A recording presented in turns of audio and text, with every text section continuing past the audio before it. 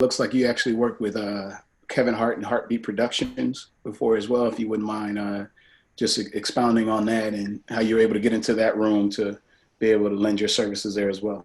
Yeah, I think, you know what, that was the key word that you say, is like getting in the room. I've kind of starting out, I've always kind of tried to get in the room with the right, people. And in doing so, I did things like this, like how you guys have a podcast.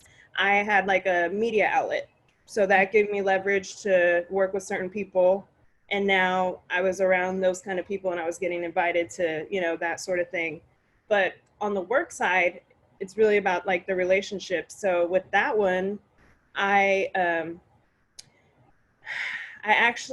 targeted someone. So this is the truth, right? This is the podcast. So the truth is that there's a cinematographer, a director, a cameraman, and I had seen his work with the person I was working with at the time. We like found their work and we're like, damn, this guy's really dope. He works with Kevin Hart, all these amazing people.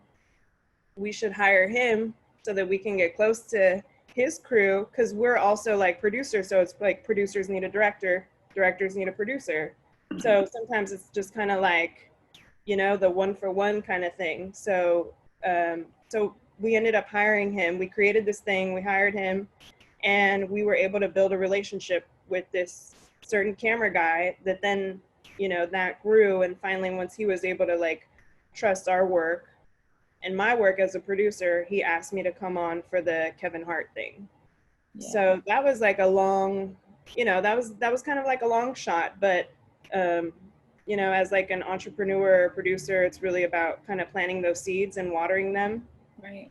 Just because it doesn't, pop off the first time, or you don't sell out the first time, it doesn't mean that it's not going to happen, but you really got to like plant those seeds. Yeah. So fast forward, this is like my guy now. I'm so loyal to him.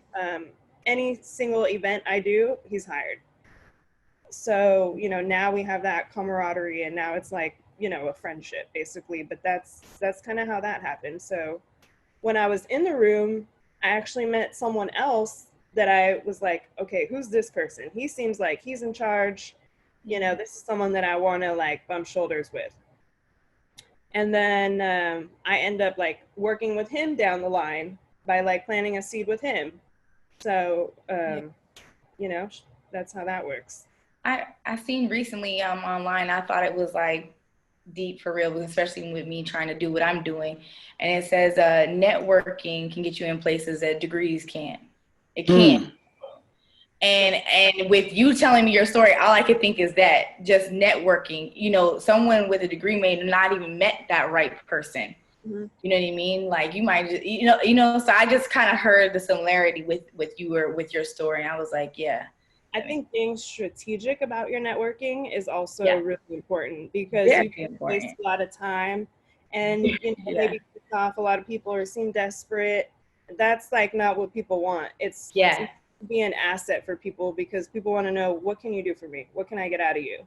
So you really bring that to the table on the front, like, hey, check out my work, or let me volunteer on your set. I can't tell you how many hours of volunteering I have under my belt. Like even till this day, if it's the right situation, like maybe a charity thing, like, I'll do it.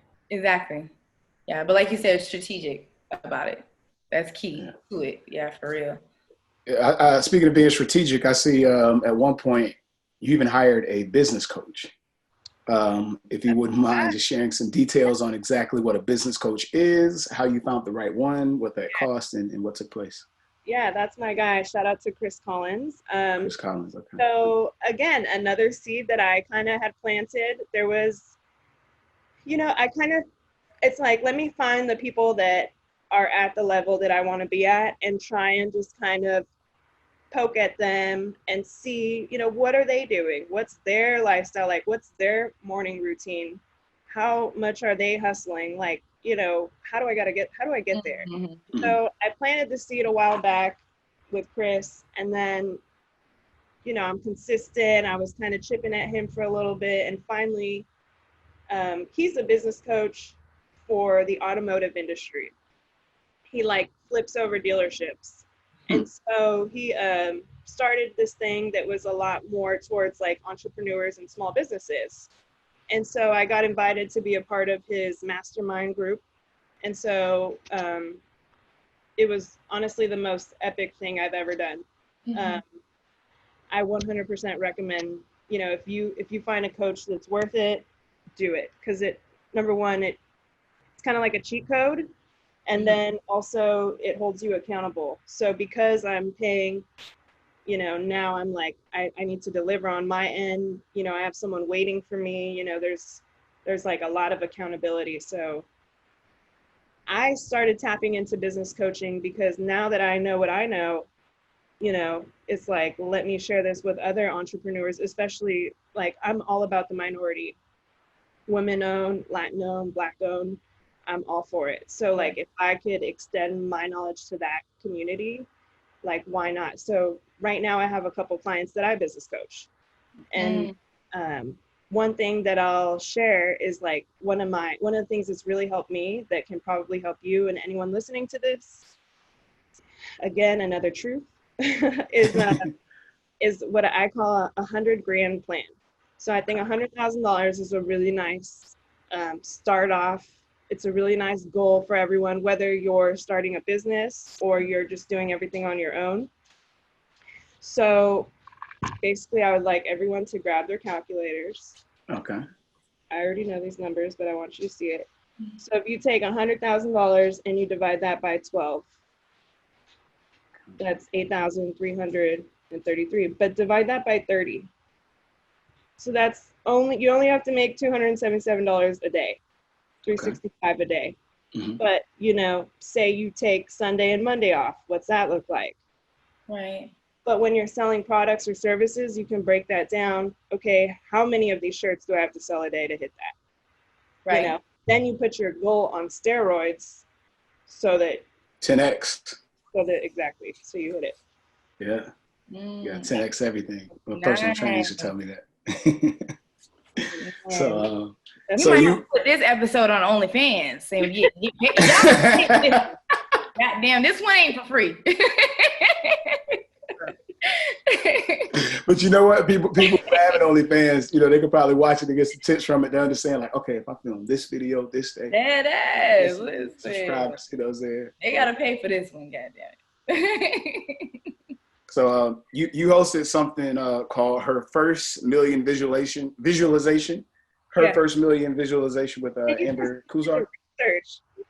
I love it. Yeah, so visualizing. Visualization is something that I love to do. I feel like since being a kid, I've always really been a dreamer. And anyone that's like in business has to be a dreamer of some sort. You know, it's like you had this vision, you brought it to life. At some point, you sat there and had this idea.